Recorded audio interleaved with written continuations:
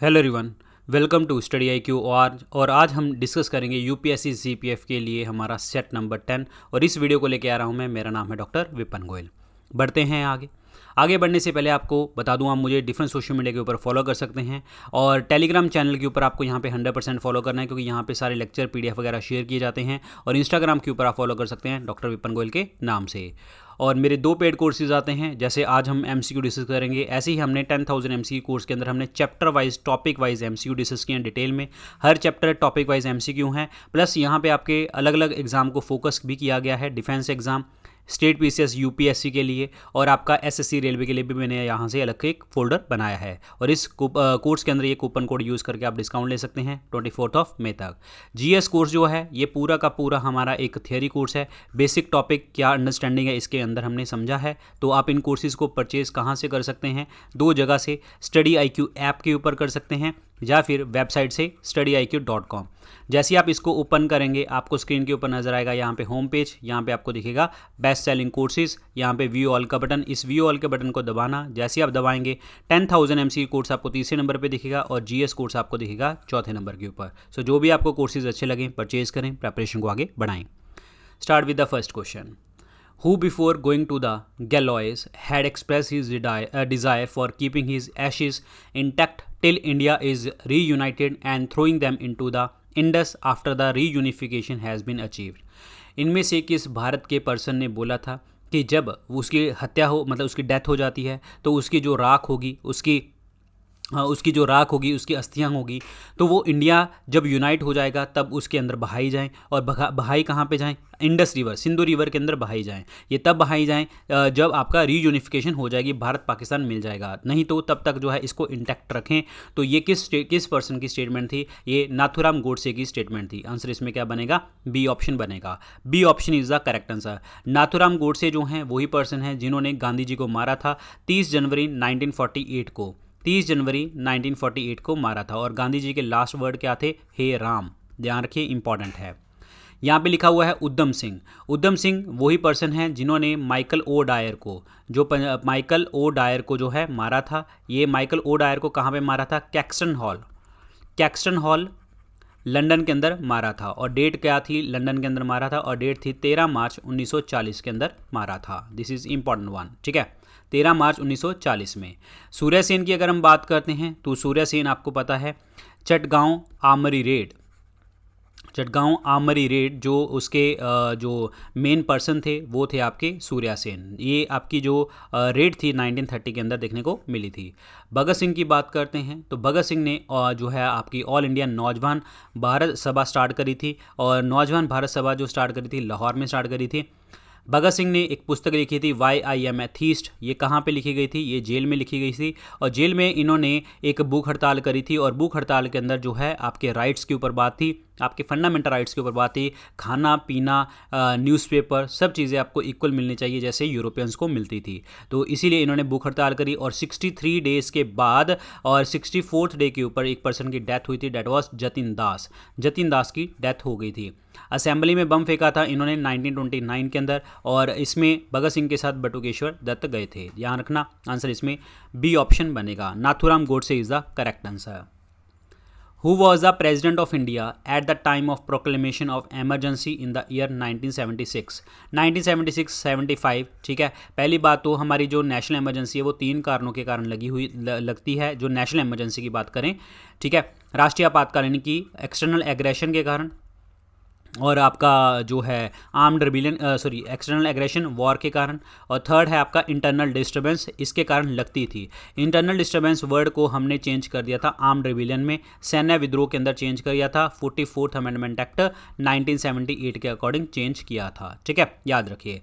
अब बात यहाँ पे ये आ रही है, जब 75 की आपकी इमरजेंसी लगी थी, इंदिरा गांधी जी ने लगाई थी, तो वो रीज़न था आपका इंटरनल डिस्टर्बेंस। और उस टाइम पे जो आपके I mean to say president कौन थे? That was Fakhruddin Ali Ahmed. तो आंसर इसमें सी ऑप्शन बनेगा। फखरुद्दीन अली अहमद जो है हमारे देश के अंदर 5वें प्रेसिडेंट थे। और ये जो इमरजेंसी लगी थी ये डेट याद रखना 25 जून से लेके 1975 से लेके आपकी चली थी 21 मार्च 1977 तक। हमारा लोकसभा का जो समय है नेशनल इमरजेंसी के टाइम पे 1 साल बढ़ जाता होता है और ये इस टाइम ही देखने को आपको मिला था। अदरवाइज हमारी 3 बार इमरजेंसी लगी है। एक्सटर्नल एग्रेशन में 1962 इंडिया चाइना वॉर जो हुई थी आपकी 1971 इंडिया पाकिस्तान, जिसके अकॉर्डिंग बांग्लादेश बना था। ये भी आपको ध्यान रखना है। आंसर इसमें सी ऑप्शन बनेगा।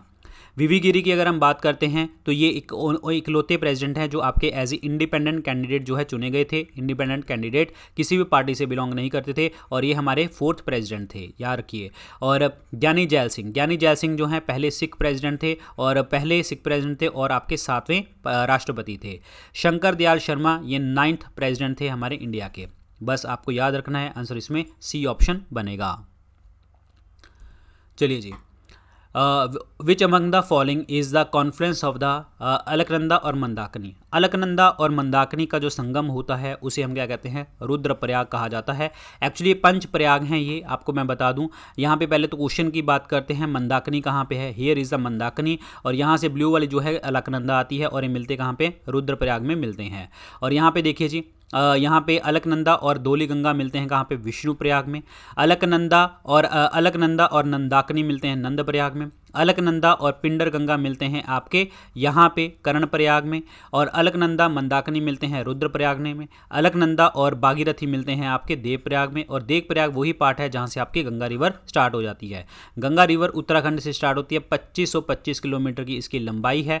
उत्तराखंड से स्टार्ट होकर यूपी, देन बिहार, देन आपका झारखंड, देन उसके बाद वेस्ट बंगाल और देन आपका सुंदरबन डेल्टा, ये बनाते हैं ब्रह्मपुत्रा की रिवर के साथ मिलके। So this is very important part, clear. तो इस क्वेश्चन का आंसर बनेगा सी ऑप्शन बनेगा। C option is the correct answer, C option.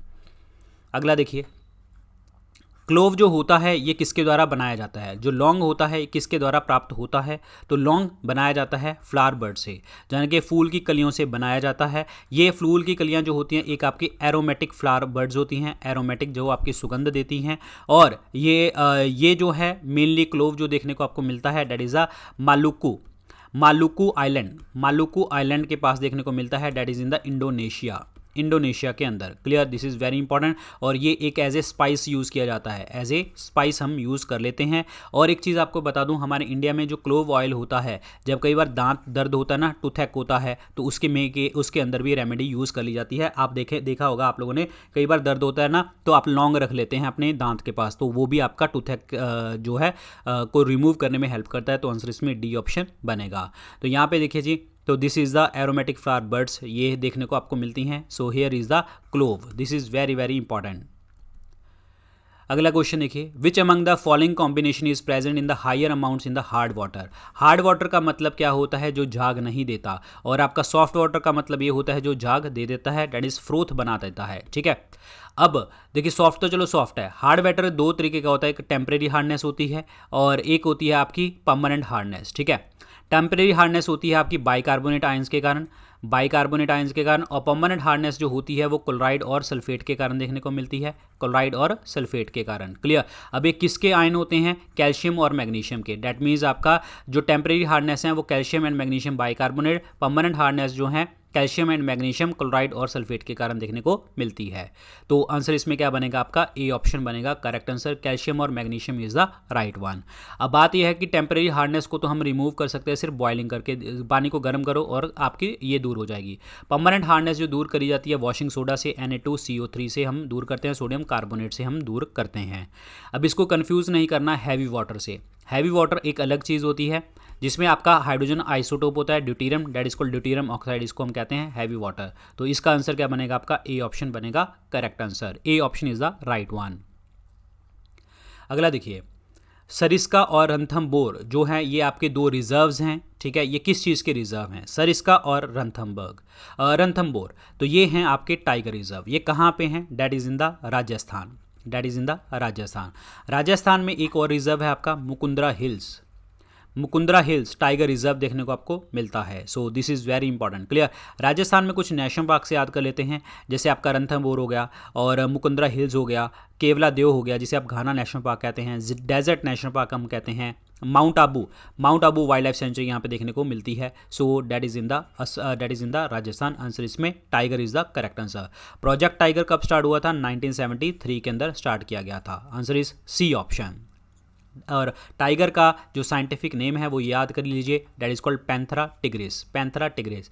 और शेर का क्या आता है? लियो का क्या होता है? पैंथेरा लियो, पैंथेरा लियो, ठीक है, ये याद रखना है आपको। आंसर इसमें tiger is the correct answer. चलिए जी अगला देखिए जी, क्वेश्चन क्या कहता है। During the freedom struggle who was the only president of Indian national Congress who resign from the presidency even after being elected. मतलब इनमें से ऐसा कौन सा पर्सन है जो अध्यक्ष चुना गया फिर उसने बाद में जो है उस अध्यक्षता को छोड़ दिया जीतने के बाद? तो ये पर्सन कौन थे आपके? सुभाष चंद्र बोस। सुभाष चंद्र बोस इसीलिए क्योंकि सुभाष चंद्र बोस जो हैं आपके सुभाष चंद्र बोस जो हैं हरिपुरा सेशन जीते थे 1938 में, और 39 में जीते थे आपका त्रिपुरी सेशन।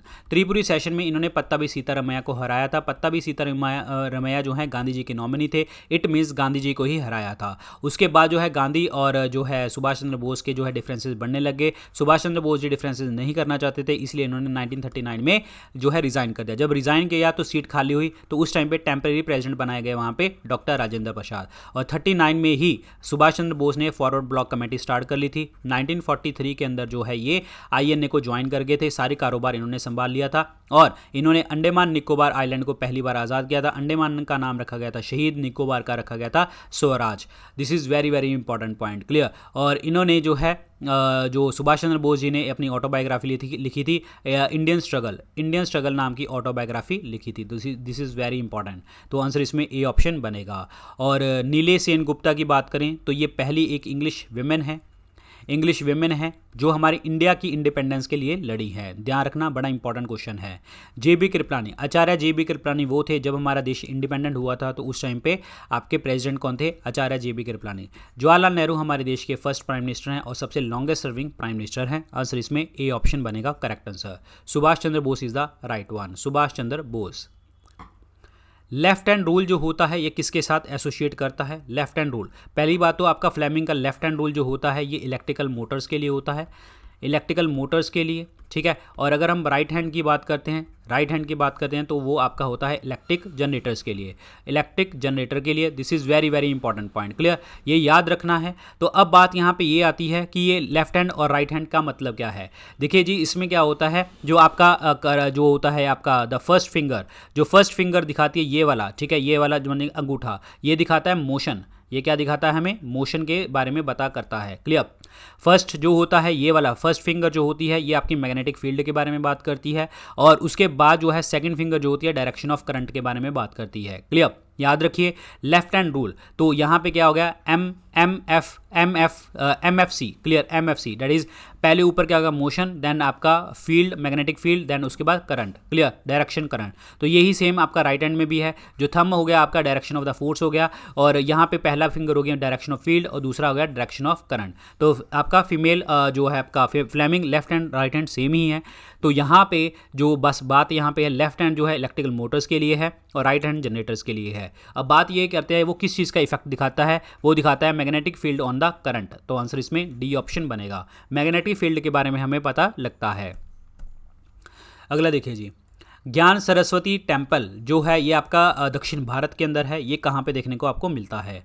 ये देखने को मिलता है गोदावरी रिवर के पास, गोदावरी रिवर के पास, दैट इज इन द बासार तेलंगाना के अंदर, बासार तेलंगाना के अंदर देखने को आपको मिलता है। और ये दो फेमस टेम्पल हैं आपके यहाँ पे, सरस्वती टेम्पल हैं, ये सरस्वती टेम्पल हैं। This is very very important, clear, Saraswati temple. तो आंसर इसमें क्या बनेगा? आपका ए ऑप्शन बनेगा, बसर, ठीक है, that is in the Telangana. Very very important.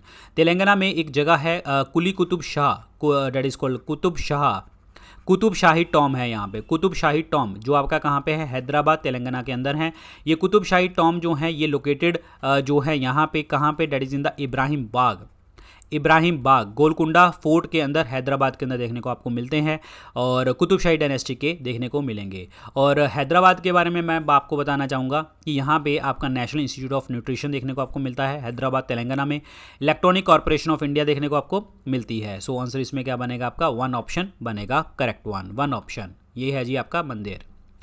अगला देखिए, chief objective of Wahhabi movement is, Wahhabi आंदोलन का जो है एम क्या था। देखिए वहाबी मूवमेंट जो थी एक्चुअली क्या है, इस्लाम को रिवाइव करने के लिए थी, इस्लामिक रिवाइवल मूवमेंट थी ये, इस्लाम को रिवाइव करने के लिए थी, जिसका जो मेन फोकस था वो ये था कि जो लोग ओरिजिनल आपके जो लोग आपके ओरिजिनल इस्लाम को भूल चुके हैं उनको दोबारा से उसी स्पिरिट के अंदर लेके आना। और इस मूवमेंट को किसने स्टार्ट किया था, सैयद अहमद बरेलवी ने स्टार्ट किया था, सैयद अहमद बरेलवी ने इसको स्टार्ट किया था। और ये मूवमेंट जो स्टार्ट करी गई थी 1830 में स्टार्ट करी गई थी, 1830 में, और बाद में जो है ये जो है 1813 में और 1857 के अंदर जो है ये मूवमेंट जो है आपका अंग्रेज़ों के अगेंस्ट रेजिस्ट करने लग गई, यानी कि अगेंस्ट होने लग गई, और ये थी जिहाद अगेंस्ट द ब्रिटिशर, ये जिहाद मांगने लग गए, क्लियर। और उसके बाद जो है अंग्रेज़ों ने इनको बोला, ट्रेटर्स बोल दिया, और जिसके कारण जो है ये मिलिट्री अगेंस्ट होगी, वहाबी के अगेंस्ट होगी, और ये फुली सप्रेस हो गया 1870 के अंदर।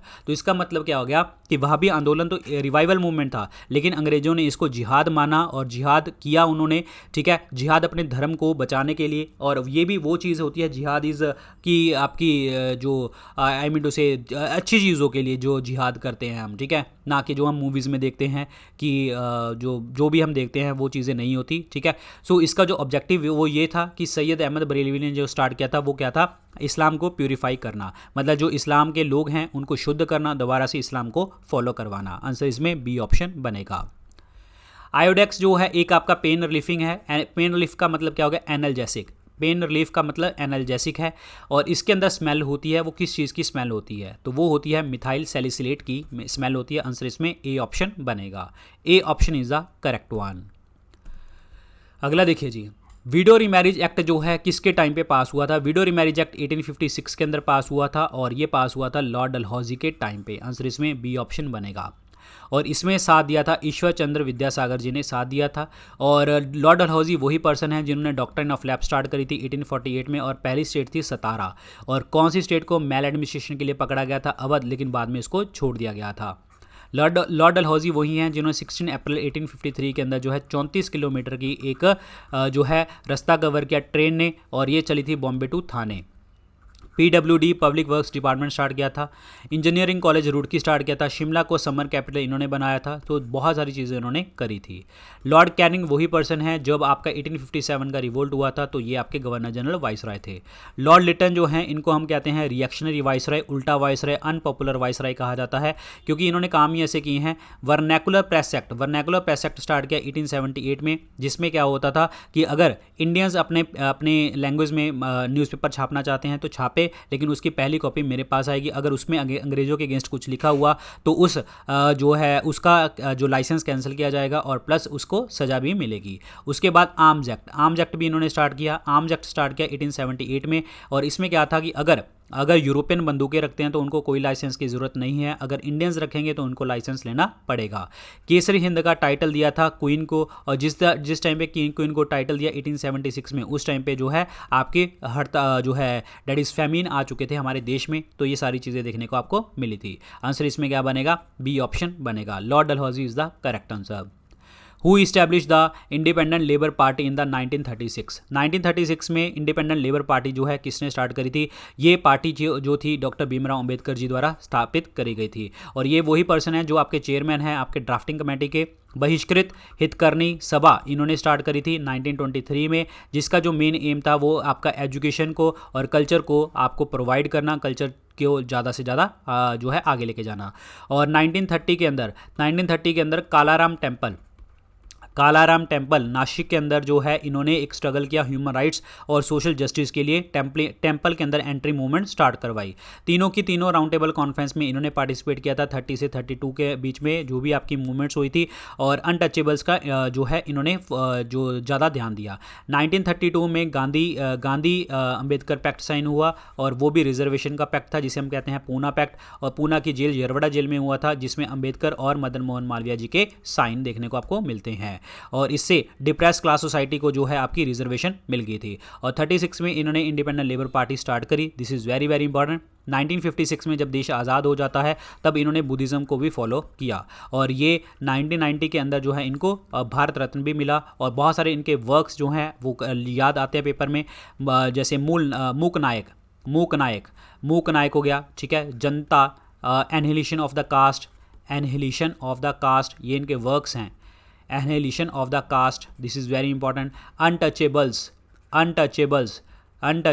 This is very important. और बुधा और कार्ल मार्क्स, ये सारे के सारे इन्होंने लिखे हुए वर्क हैं। आंसर इसमें क्या बनेगा? बी ऑप्शन बनेगा। सुभाष चंद्र बोस डिस्कस कर चुके हैं। एम.एन. रॉय वो पर्सन है जी जिन्होंने आपकी ताशकंद के अंदर जो है आपकी स्टार्ट करी थी, that is CPI, communist party of India 1925 में स्टार्ट करी गई थी कानपुर में, इंडिया में। ध्यान रखिए, इंपॉर्टेंट है। सो इस क्वेश्चन का जो आंसर बनेगा वो बनेगा आपका बी ऑप्शन बनेगा correct answer, doctor Bhimrao Ambedkar जी।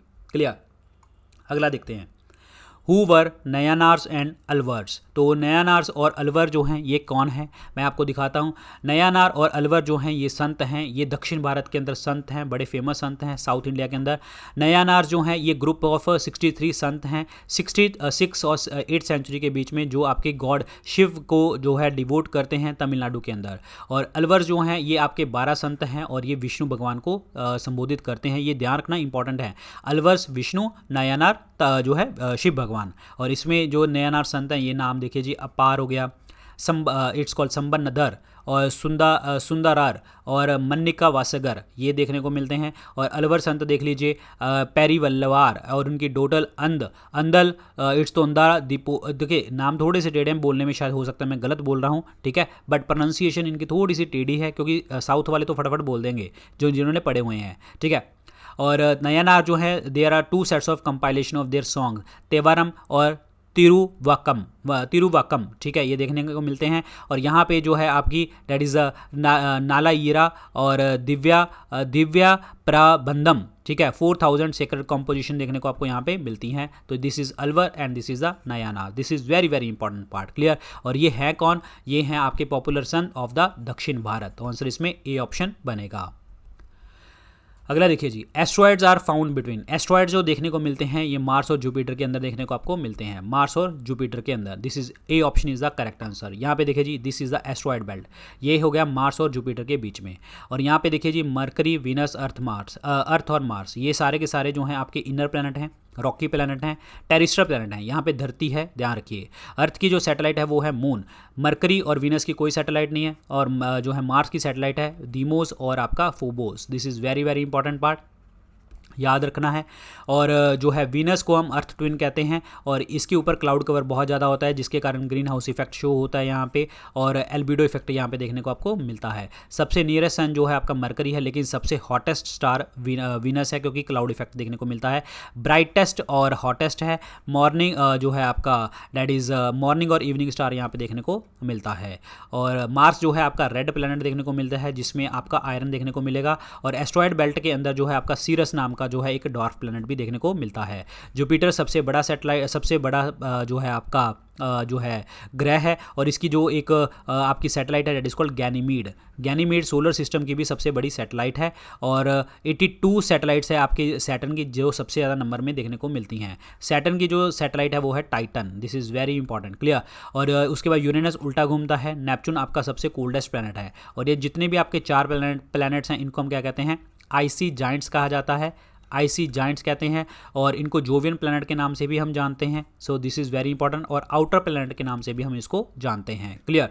और ये नेपच्यून के बाद देखो जी, बहुत सारे आपके जो है डेट इज़ आपके ड्वार्फ प्लैनेट देखने को मिलते हैं, जैसे प्लूटो हो गया, ठीक है, प्लूटो हो गया, एरिस हो गया, मेकमेक हो गया, होमिया भी यहाँ पे देखने को आपको मिलता है। So this is very very important. Clear? So answer इसमें मार्स और जुपिटर बनेगा करेक्ट आंसर। अगला पॉइंट देखिए जी, इनमें से कौन सा जो कथन है वो सही नहीं है? कौन सा कथन सही नहीं है? Meteoroids are termed as shooting star, ये आपका बिल्कुल पॉइंट सही है जी, ठीक है। Meteoroids become luminous when they enter the atmosphere, ये गलत है, ऐसा कुछ भी नहीं होता। All meteoroid fall in the form of ash, ये भी गलत है, वो तो आपका खड्डा कर देते हैं, नुकसान करते हैं, ये गलत हो गया स्टेटमेंट। हाँ ये सही है, ये वाला सही है, मतलब जब वो एंटर करते हैं तो हमें ये दिखते हैं, बिल्कुल दिखते हैं, और ये गलत हो गया, थर्ड वाला गलत हो गया, दूसरे वाला सही है। Meteoroids travel in the space at greater speed, ये भी आपका पॉइंट बिल्कुल सही है, that is B option is the correct answer. Meteoroids become जो है ल्यूमिनस, तो आपके हैं ही है, ये सी ऑप्शन बनेगा, सॉरी सी ऑप्शन बनेगा correct answer. Meteoroids fall in the earth in the form of ash, ये नहीं होता, वो तो क्रेटर बनाते हैं, खड्डा बना देते हैं, क्लियर। और ऐसे ही हमारे देश में क्रेटर लेक है आपकी, दैट इज द मीटेरिटिक लेक जिसे हम कहते हैं, और वो लेक का नाम है आपका जो है दैट इज लोनार लेक, ठीक है। लोनार लेक जो है आपकी महाराष्ट्र में देखने को आपको मिलती है, और इसको कंफ्यूज नहीं करना, मैंने हमेशा आपको बताता हूँ लोकतक लेक से। लोकतक लेक जो है आपके मणिपुर में है, और यहाँ पे आपका एक नेशनल पार्क है, that is Keibul Lamjao national park, clear, याद रखिए। सो आंसर इसमें क्या बनने वाला है, सी ऑप्शन बनेगा correct answer, C option is the right one. यहाँ पे कुछ आपकी टर्म्स मैं आपको बताना चाहूँगा जो आपकी सोलर सिस्टम के साथ संबंधित होती हैं और आपको पेपर में बहुत बार पूछी जाती हैं। जैसे कि अगर मैं स्टार्ट करूँगा कॉमेट से, ठीक है। कॉमेट जो होता है ये आइसी जेंट्स होते हैं, ये बर्फ़ के होते हैं, और एक गैसेज होती हैं, एक्चुअली ये गैसेज तो होती हैं, ये फ्रोजन गैसेज होती हैं। जैसे ये आपकी सन की तरफ आती हैं तो आपको ऐसे लगता है कि एक टेल बनती चली जा रही है दूर से, ठीक है। मीटेरॉइड्स क्या होते हैं, मीटेरॉइड्स होते हैं रॉकी एलिमेंट्स होते हैं, आपके फ्रेगमेंट्स होते हैं एस्ट्रॉयड के, कॉमेट्स के और प्लैनेट्स के, ये होते हैं रॉकी मतलब पत्थर के। और मीटेओराइट क्या होते हैं, जब वो धरती के ऊपर आ जाते हैं, that is called meteorite, clear. Asteroid क्या होते हैं, ये रॉकी बॉडीज होती हैं लेकिन इस प्लैनेट से थोड़ी छोटी होती हैं। मीटियोर्स क्या कहते हैं, जब वो धरती के अंदर एंटर कर रहे होते हैं तो एक ऐश की फॉर्म में बना लेते हैं, हीट इतना हो जाते हैं कि आपको लाइट देखने को आपको मिलती है। सो इसीलिए कहते हैं जब मीटेओरॉइड्स ये आपके ऊपर होंगे, मतलब आई मीन तो आसमान में होंगे, मीटेओराइट्स जो होंगे वो जब धरती के ऊपर गिर जाते हैं, और जब मीटेओराइट्स जो हैं आपके एटमॉस्फेयर में एंटर कर जाएं तो लाइट दिखेगी, तो उसको हम मीटियोर्स कहा जाता है। So these are the main differences जो इसमें पूछे जाते हैं, क्लियर। सो गाइज ये थे आज के लेक्चर के अंदर क्वेश्चन। बाकी जो भी अपडेट्स होंगे वो आपको टेलीग्राम चैनल के ऊपर आपको यहाँ पे मिलेंगे, और इंस्टाग्राम फेसबुक के ऊपर आप मुझे फॉलो कर सकते हैं। मेरे 2 पेड कोर्सेज आते हैं, the one is the 10,000 MCQ course. जैसे अभी हमने MCQ डिस्कस किए, यहाँ पे हमने chapter wise topic wise MCQ discuss किए डिटेल में। यहाँ पे चैप्टर वाइज टॉपिक वाइज तो है ही हैं, प्लस यहाँ पे आपके एग्जाम को फोकस करके defence exam, state PC, UPSC और आपके एसएससी रेलवे के वो भी फोकस करके मैंने क्वेश्चंस तैयार किए हैं, तो वो भी आप देखें। तो इसमें आपका एक कूपन कोड लगाना है, दैट इज़ विपन 10, ये आपको डिस्काउंट मिलेगा इसको लगा के। और जीएस कोर्स जो है बिल्कुल हमारा पूरा का पूरा एक थियरी कोर्स है, बिल्कुल बेसिक से हमने टॉपिक्स को समझा है, क्या टॉपिक इसमें आते हैं। अब आप इन कोर्सेज को परचेज कहाँ से कर सकते हो, 2 जगह से, स्टडी IQ ऐप से कर सकते हैं या फिर वेबसाइट से, दैट इज studiiq.com, क्लियर। जैसे आप इसको ओपन करेंगे आपको स्क्रीन के ऊपर नजर आएगा होम पेज, यहाँ पे आपको दिखेगा best selling courses, view all का बटन, इस व्यू ऑल के बटन को दबाना। जैसे आप दबाएंगे 10,000 MCQ कोर्स आपको दिखेगा 3रे नंबर के ऊपर, और जीएस कोर्स आपको नजर आएगा 4थे नंबर के ऊपर। सो जो भी आपको कोर्सेज अच्छे लगे परचेज करें, प्रेपरेशन को आगे बढ़ाएं, क्लियर। सो गाइज ये थे आज के लेक्चर के question. So thank you so much, good luck, take care, bye bye.